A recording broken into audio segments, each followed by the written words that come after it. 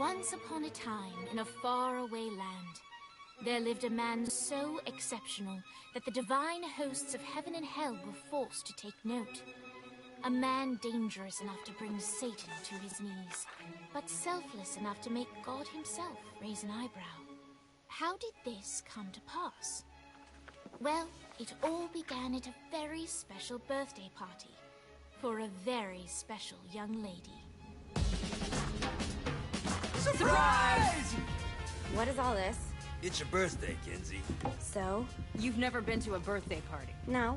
Oh, like not even growing up? I went to the School of the Americas since kindergarten. We didn't really do birthday parties. But you celebrated Christmas? I don't have to explain myself to you. Oh, Kinsey, this is going to be so much fun. Xinjai made a cake, Jane Austen is here, we'll play some games. What sort of games?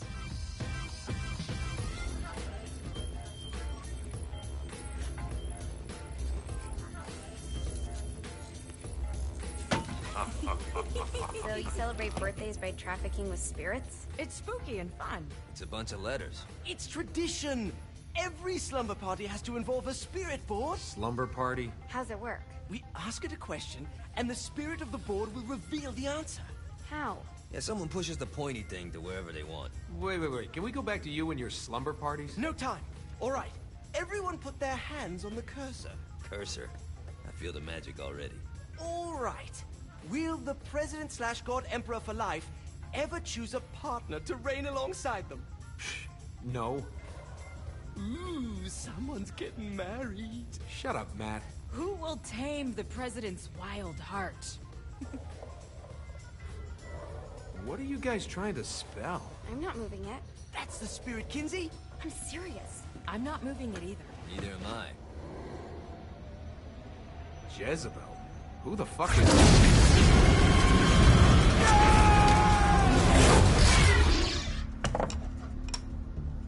Is that not normal? Where'd you get the board? I was going through Zinyak's artifact collection and found it there. Who did it belong to? Aleister Crowley? Christ. Guys? I think it's laughing at us.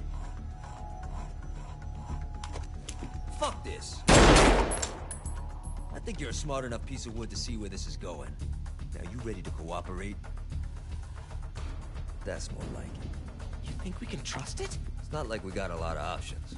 So what's the plan? We mount up and go in after the boss? No, I do. No sense in what's left of humanity walking right into a death trap.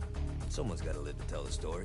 That's a stupid plan, Johnny. I'm leaving you in charge. Hell of a plan, Johnny. Are you serious? I'm coming too. Are you kidding me? How do you plan to come back? I try not to sweat the details. You need someone with you that does. No. It's my birthday. Fine. Alright then. You know where my friend is?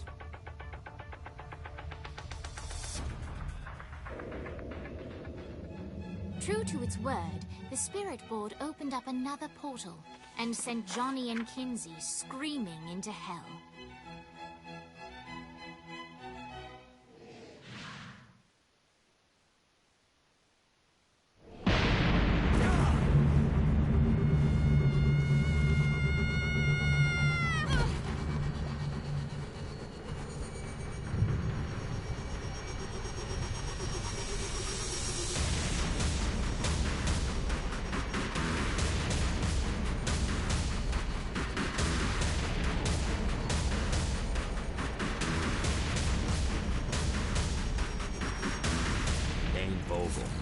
Ultor's behind this, I know it. Ultor and the Saints haven't been enemies in years.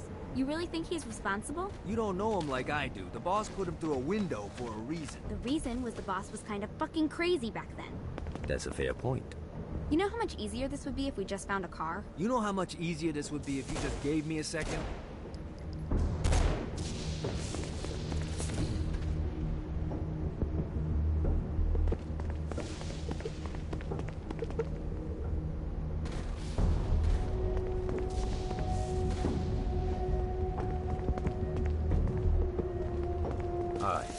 How are we gonna find the Eltor building? Biggest building down here, giant Ultor sign on it. I don't think this is a problem. I'll buy that.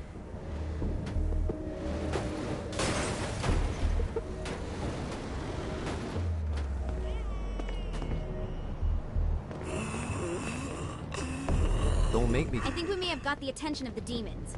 How do we want to handle this? We handle it by killing demons.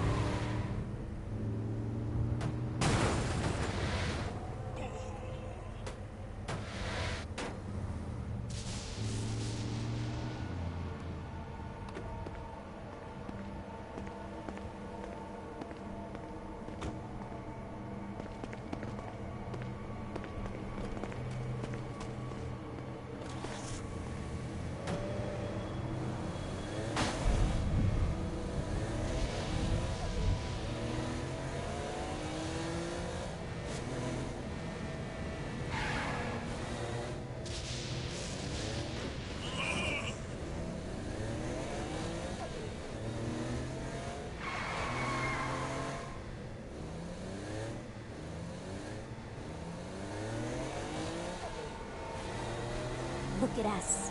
Kinsey Kensington and Johnny Gat driving together on a Berkeley adventure. Are you always this excited? Generally, I'm a misanthrope. I get it.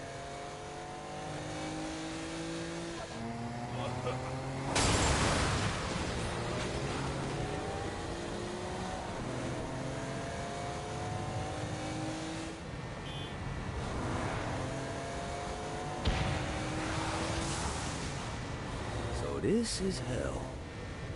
Not as bad as I thought. It kind of reminds me of Steelport.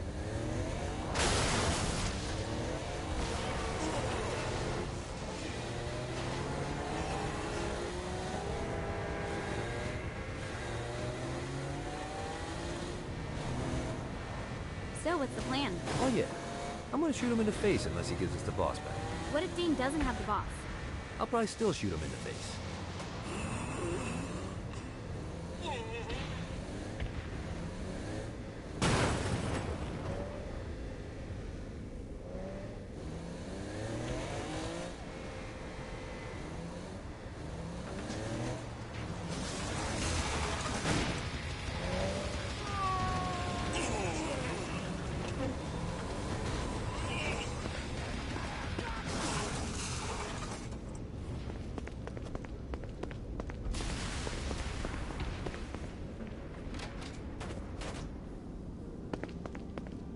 Better run.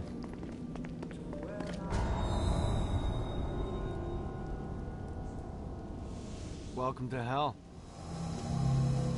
Shouldn't you have a receptionist? Such is the plight of eternal damnation. I have a feeling you didn't come here to catch up. Let's talk in my office. Not even death could stop the enterprising Vogel, who wasted no time in setting up an Ultor branch in the bowels of hell. Dane was eager to fill Johnny in on the ever-shifting politics of land rights in the underworld. But real estate mattered little to Johnny, who only cared where his friend was. Where'd you put the president? I've been trying to explain that. I didn't take them. Bullshit. You expect me to believe you just happened to be the first thing we see in hell? Maybe it's just me, but your thank you sounds more like an accusation. That's probably because he plans to kill you. Okay. I get the trust issues. Can I show you something? The pieces all came together. The President had caused more chaos and destruction than any other in human history. It was only natural that Satan would want them to marry his daughter. They needed a plan, and Johnny had one. I'm gonna shoot the devil in the face. I think you might be skipping some details. No, I said in the face. I like the commitment, but you gotta find a way to get close enough to him in the first place. When's the wedding? I'll just show up And then you'll shoot him in the face. Sorry, but it's a little more complicated than that. These things are tied to the soul. You won't be able to enter without one. So how do we get one? You get his attention. I know some places that are of particular value to the father of the bride. You hit those, you'll get your shot. Wait, why would Satan give out an invitation for destroying his stuff? Oh, he won't, but it should piss him off enough to get him to attack Johnny personally. Either the devil kills Gat and Ultor gets the construction contracts to rebuild what was destroyed, or Johnny kills Satan and I'll have to pay less taxes. It's pretty win-win. That's why you're helping us? To make more money in hell? Hell's what you make of it, sweetie. Works for me. What you got? All right. Satan had entrusted the day-to-day running of Hell to 5 archdukes, and Dane knew how to find them all. But beyond that, not everyone in Hell was content to go along with Satan's status quo. There were others who shared Dane's ambition for power, and the Ultor mogul knew that the key to unseating Satan lay in gaining their aid. But before Johnny set out to wage war against the Prince of Darkness, Dane had one final gift. An artifact that he had spent fortunes on. Lucifer's cracked halo. This holy relic granted Johnny the majestic wings of the Morning Star. However, he still needed help in learning how to use them.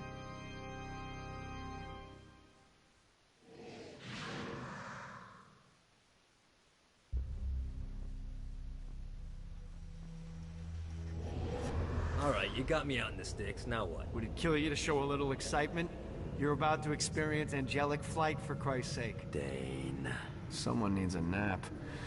Just collect some soul clusters and power up the halo. You'll be flying around in no time. Great. Now you should have just enough clusters to power up your halo.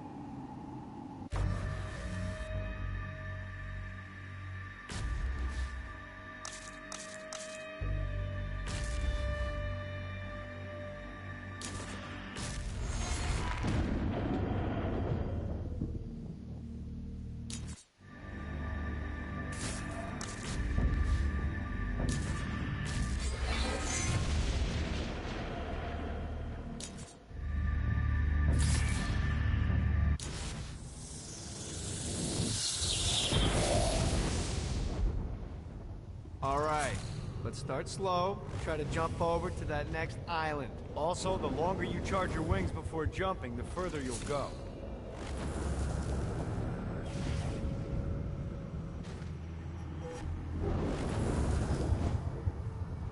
Hey, you didn't fuck it up. Good job. Now get up that cliff. Don't worry, if something looks too high, just keep on jumping off the wall. Remember to charge your jumps if you want to get up the... Now it's time to fly. You heard of crawling before walking? Well, in this case, you need to jump before you can fly. Launch yourself in the air with a jump, and then hold your wings out to glide to that next island. I put out some orbs to show you the path.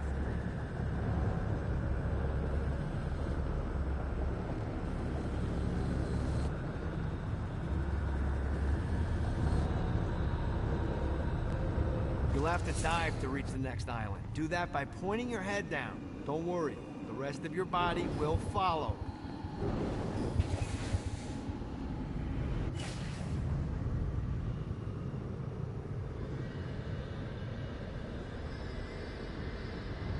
I put a shiny flap orb out in front of you. Collect the orb, and your wings will flap to gain speed.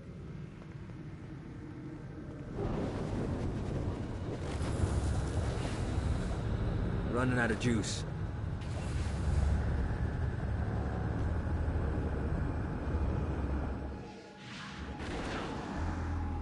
You missed the orb, dude. Let's try this again.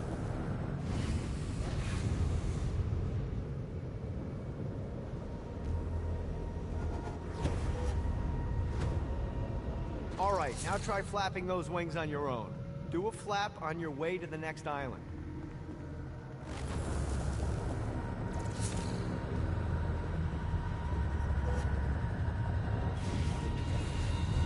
God, this feels good. The exact opposite of diving is climbing. Climbing will slow you down and eventually cause you to stall. And trust me, stalling sucks. You can flap while gliding to gain additional speed. So the faster you're going, the higher you can fly. Now try to reach the island up there.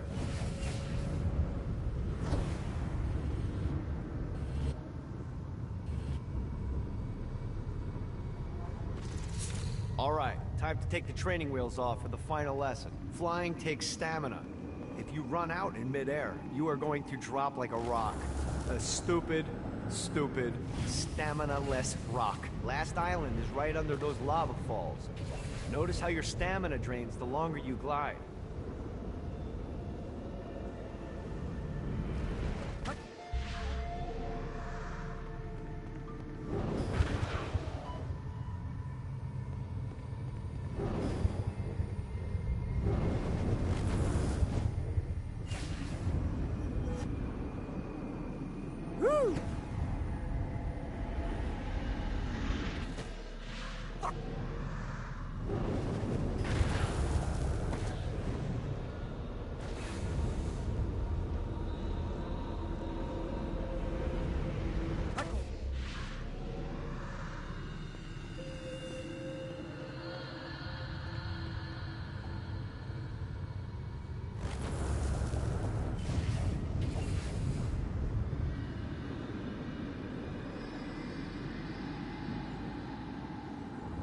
Yeah!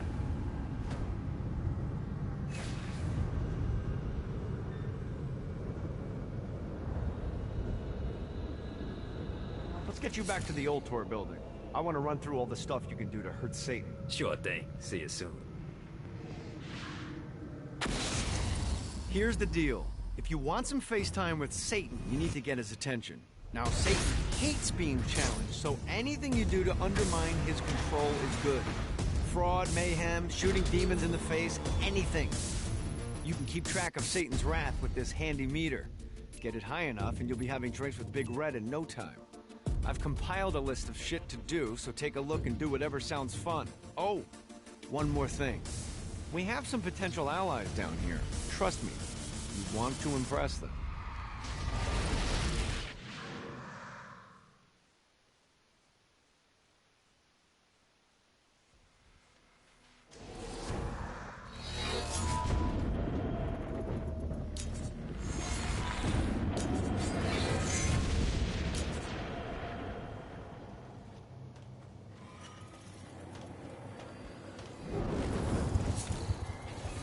Gotta pick it up.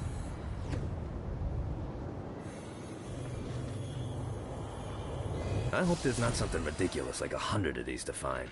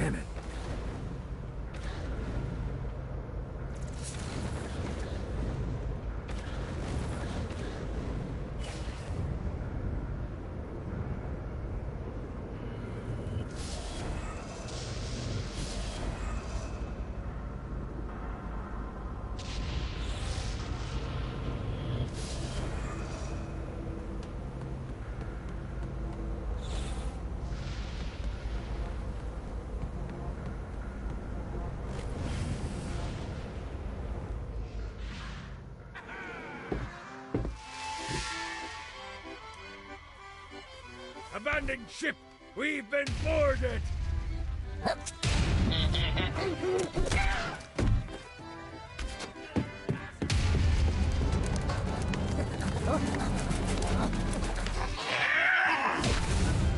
Get these damn things off my ship!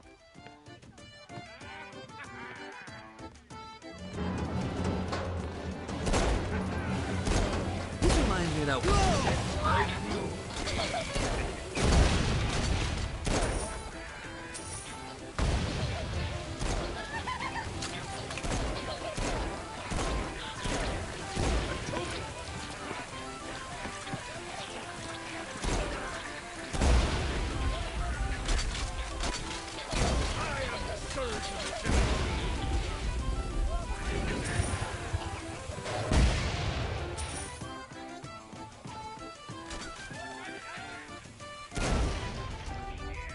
I got a bit of treasure in that chest over there.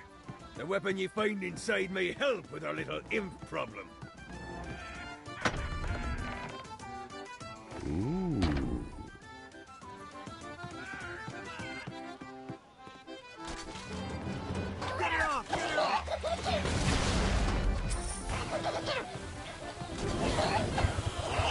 I was fucking pinned. No, not another one of these.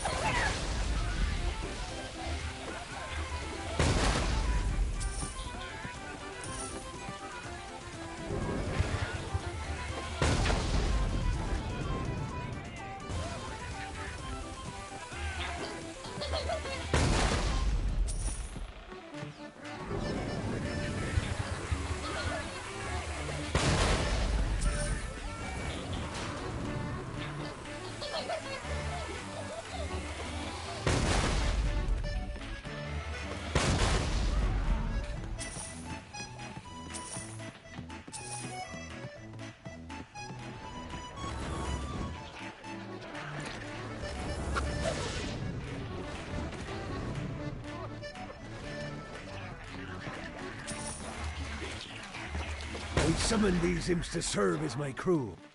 I forgot what a handful they could be. Once aboard, they wouldn't listen to their captain. They ran amok in the bowels of the ship.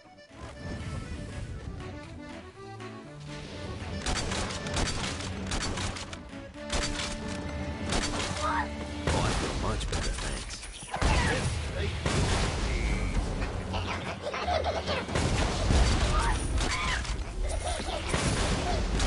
The scourge of the seven seas.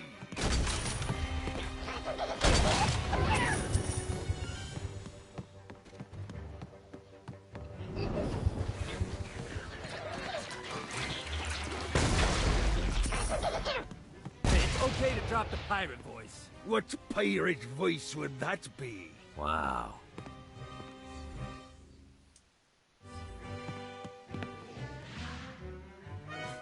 Zinyak's destruction of Earth had a profound impact on the afterlife. To heaven, it was a logistical nightmare.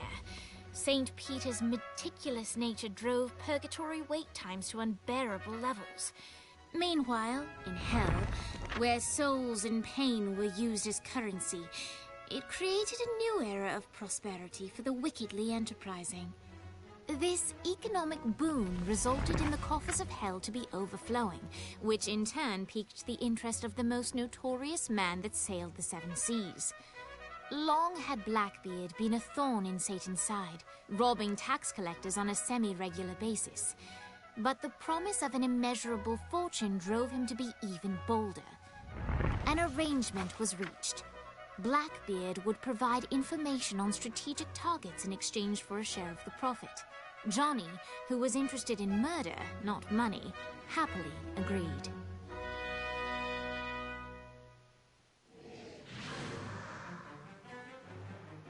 I grant ye the ability to summon my crew whenever they're needed.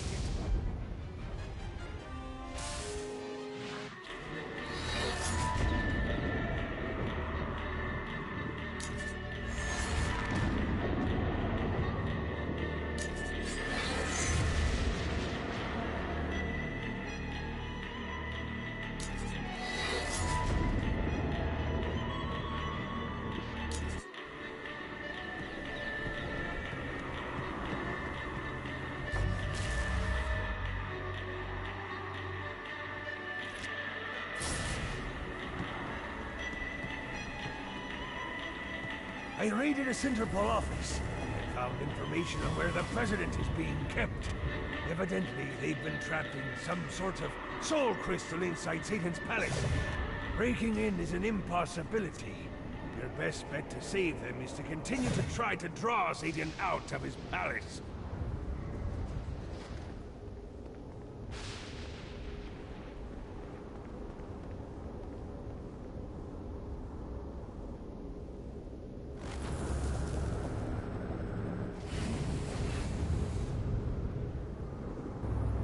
God, this feels good.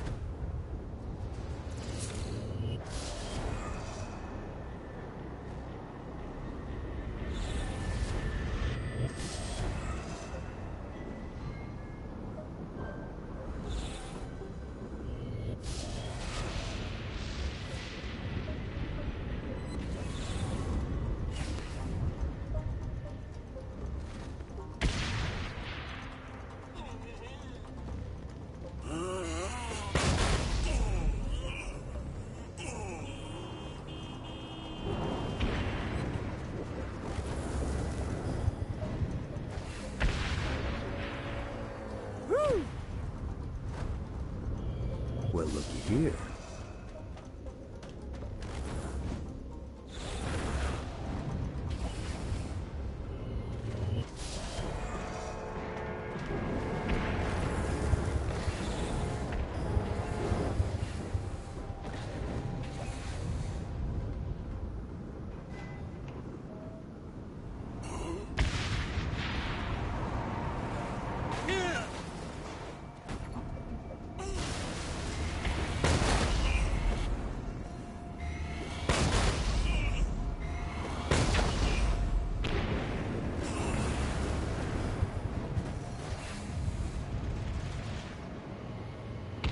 Lost count on these things.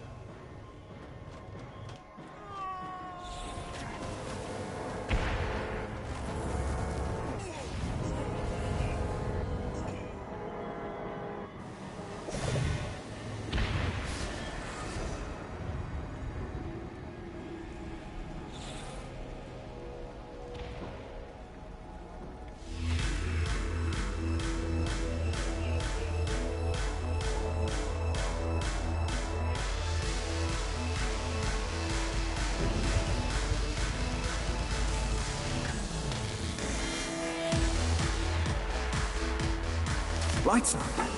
William Shakespeare, humanity's greatest playwright, and hell's most diabolical purveyor of entertainment, looks on as a brave mortal on an Orphean quest enters. The bard's interest is piqued, and he looks to test his visitor's mettle.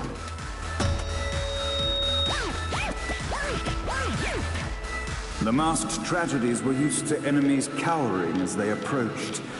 But soon they realized that they faced a foe with courage and nobility, traits uncommon in the fires of perdition.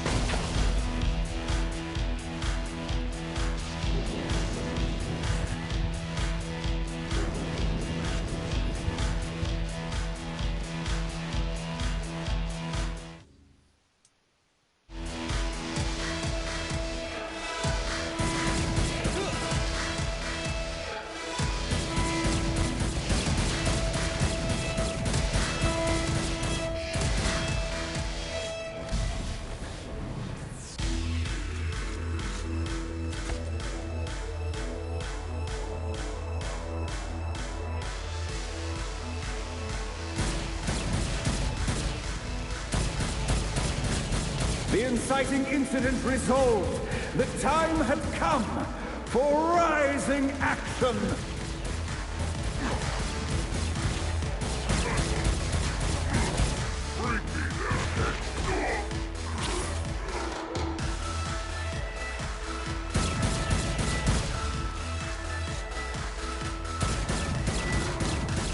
The battle raged on below, and as bullets and blood flew, the bard arched a curious eyebrow. Could this mortal be the exact thing that Shakespeare needed?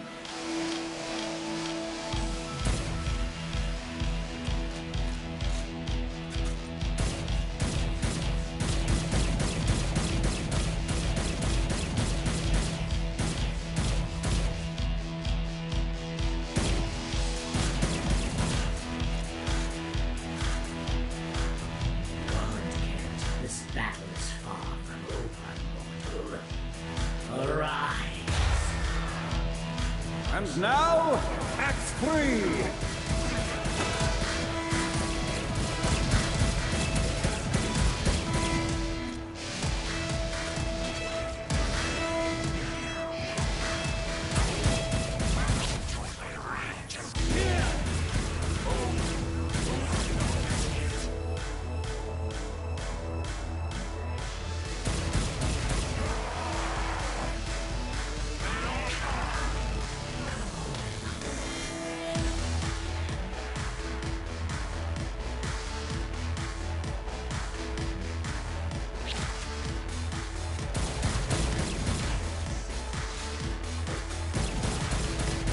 The conflict resolved, Shakespeare eagerly awaited meeting the champion that dispatched so many of his men. Undoubtedly, they were here for the Bard's aid. And while happy endings were not a thing found in hell, Shakespeare always had a soft spot for comedies. In the land of the living, William Shakespeare is regarded as one of the most prolific playwrights of all time. However, to the denizens of hell, the bard is seen in a far different light. After selling his soul for fame and adoration, Shakespeare served in hell as Satan's spy master general. In doing his duty, Shakespeare would punish the souls he was investigating by forcing them to perform in grotesque passion plays for Satan's amusement. But in a Twelfth Night-esque twist, Shakespeare found himself living a double life. While he projected an image of cruelty, his heart was as soft as Jezebel's. In secret, he would tutor her on the classics and act out the works of his mortal days. When Satan found out, he cast Shakespeare out of the palace, believing that the poet would be tormented by the populace of hell, far out of Jezebel's sight. But Satan had not counted on the bard's cunning. Embracing his persona of master torturer, Shakespeare and his followers, the tragedies, took root in the entertainment district, biding their time for revenge.